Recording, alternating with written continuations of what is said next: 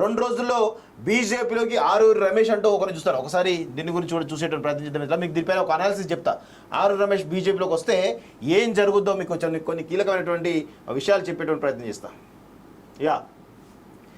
BRS మాజీ MLA Aruri Ramesh 1-2 రోజుల్లో కాషాయతీర్థం పుచ్చుకున్నట్లు తెలుస్తుంది. ఢిల్లీ వేదికగా పార్టీ పెద్దల సమక్షంలో ఆయన చేరే అవకాశాలు కనిపిస్తున్నాయి. అమిత్ షా తెలంగాణ పర్యటన సందర్భంగా ఆరూరితో పాటు మందకృష్ణ మాదిగ సైతం ఆయన కలిసేందుకు వచ్చారు. కాగా సమయాభావం వల్ల భేటీ కాలేకపోవడంతో ఇరువురు నేతలు బీజేపీ రాష్ట్ర అధ్యక్షుడు కేంద్ర మంత్రి కిషన్ రెడ్డితో హైదరాబాద్ లో మంగళవారం భేటీ అయ్యారు. ఆరూరి రమేష్ వరంగల్ ఎంపీ టికెట్ హామీపై కిషన్ రెడ్డితో చర్చించినట్లు సమాచారం. కాగా మందకృష్ణ మాదిగ సైతం ఆరూరికి మద్దతు తెలిపినట్లు తెలిసింది. వరంగల్ స్థానాన్ని రిటైర్డ్ డీజీపీ కృష్ణప్రసాద్ సైతం ఆశిస్తున్నారు.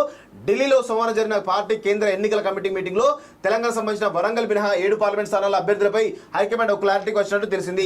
ఆరూరి రమేష్ చేరడంతో 8 స్థానాలకు అభ్యర్థులు ఫిక్స్ అయ్యారని తెలుస్తోంది. ఏ క్షణాన్నైనా హైకమాండ్ అభ్యర్థుల జాబితా ప్రకటించే అవకాశం ఉంది. వాస్తవానికి ఇటీవల పార్టీలో చేరిన 2 మాజీ ఎమ్మెల్యేలు చేరిన రోజే ఆరూరి కూడా కాషాయతీర్థం పుచ్చుకోవాల్సి ఉంది. కానీ హరీష్ రావు కేటీఆర్ పార్టీ మారొద్దని అవకాశాలు వస్తాయని సూచించిన మేరకు జాయినింగ్ ఆలస్యమైందని తెలిసింది. ఇక్కడ విషయం ఏంటంటే మిత్రులారా, ఆరూరి రమేష్ జాయిన్ అయితే కనుక చాలా పెద్ద పరిణామాలు ఉంటాయి. నిన్న అమిత్ షాను కూడా కలవడం జరిగింది వాస్తవంగా. ఎందుకంటే కలవలేదని చెప్పేసి అంటా ఉన్నారు, కానీ కలిశారు. అమిత్ షాను కలవడం జరిగింది. సో అమిత్ షాను కలిసిన తర్వాతనే ఆయన బీజేపీలోకి చేరడానికి రంగం సిద్ధం చేసుకున్నట్టు తెలుస్తోంది. వరంగల్ ఎంపీ టికెట్ కూడా ఖరారు అయ్యేటువంటి అవకాశం కనబడుతున్నాయి. ఇక్కడ చూడండి, ఇగో చాలా క్లీన్గా అబ్జర్వ్ చేస్తే తెలుస్తుంది. లక్ష్మణ్, మందకృష్ణ మాదిగ, జలగ వెంకట్రావు వీళ్ళందరూ ఉన్నారు కదా. ఇక్కడ చూడండి, ఈయననే ఆరూరి రమేష్ బీజేపీ ఆఫీస్లో ఈయన ఉండడం జరిగింది. ఇక్కడ నుంచి వీళ్ళు అమిత్ షాను కూడా కలవడం జరిగింది. మందకృష్ణ మాదిగ ఆరూరి రమేష్ని తీసుకుపోయి అమిత్ షాను కల్పించడం జరిగింది. అక్కడ అమిత్ షా తోటి భేటీ అయ్యి తన చేరికను కన్ఫర్మ్ చేసినట్లు కూడా తెలుస్తూ ఉంది. కానీ ఇప్పటికే చాలా ఆలస్యమైంది వాస్తవంగా ఆరూరి రమేష్ చేరిక.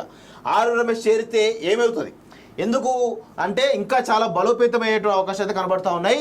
ఇక్కడ అసలు విషయానికి వచ్చినట్లయితే ఒకసారి వరంగల్ పార్లమెంట్ సంబంధించిన అంశం తీసుకున్నట్లయితే ఒకసారి మీకు క్లియర్గా అనాలిసిస్ చెప్పేటువంటి ప్రయత్నం చేస్తాం మిత్రులారా. ఇక్కడ వరంగల్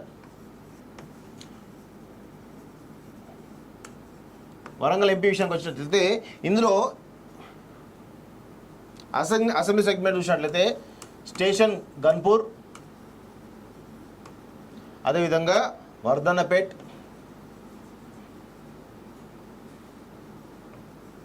అదేవిధంగా వరంగల్ వెస్ట్, వరంగల్ ఈస్ట్, పరకాల్, భూపాల్పల్లి,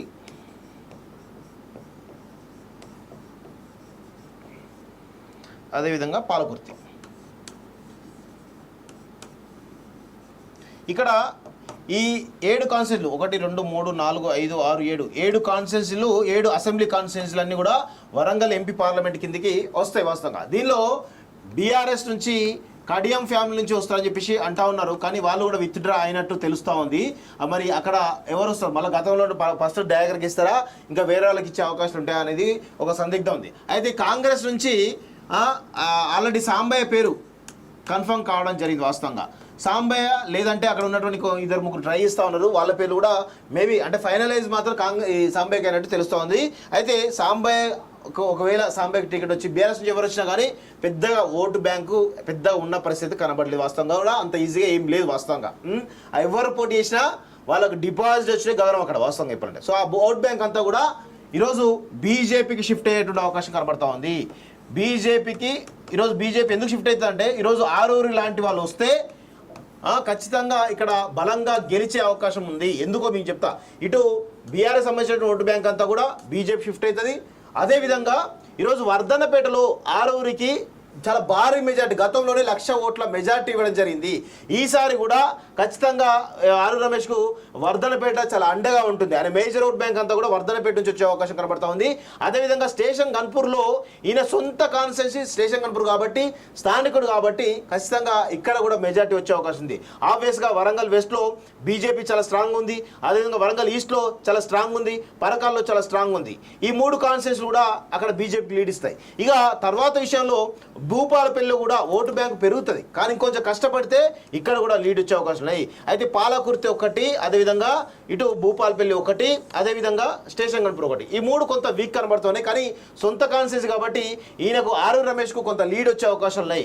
తర్వాత బీజేపీ నుంచి కొంత ఓట్ బ్యాంకు భారీగా పుంజుకునే అవకాశం ఉంది భూపాలపల్లిలో. అదేవిధంగా పాలకుర్తిలో కనుక అక్కడ కొన్ని శక్తులు అక్కడ ఎర్రబెల్లి దగ్గర లాంటి వాళ్ళు కనుక సహకరిస్తే ఖచ్చితంగా బీజేపీ అక్కడ వరంగల్లో గెలవడం ఖాయం, రాసి పెట్టుకోండి. ఎందుకంటే ఆరు రమేష్ స్వతహాగానే ఒక బలమైనటువంటి ఆర్థిక పరమైనటువంటి వ్యక్తి, ఆర్థిక మూలాలు ఉన్నటువంటి వ్యక్తి కాబట్టి ఇటు ఆయనే సొంతంగా పెట్టుకోగలుగుతాడు, అదేవిధంగా పార్టీ ఫండ్ కూడా ఉంటుంది. కాబట్టి ఈ రెండు అంశాలు చాలా కీలకంగా మారుతాయి. కాబట్టి ఖచ్చితంగా ఆరు రమేష్ మరి వరంగల్ సంబంధించిన పార్లమెంట్లో గెలుపు అవకాశాలు అధికంగా ఉన్నాయి. వాస్తవంగా ఖచ్చితంగా ఇప్పుడు ప్రస్తుతం ఉన్న దాంట్లో ఒక 50,000 నుంచి 1,00,000 ఓట్ల తేడా ఉంది. ఒక అంటే ఆర్ రమేష్ కాకపోతే ఒక ఆర్ రమేష్ వస్తే కనుక ఈ 50,000 కవర్ అయిపోయి కనుక ఆయన భారీ మెజార్టీతో కూడా గెలిచే అవకాశాలు ఉన్నాయి.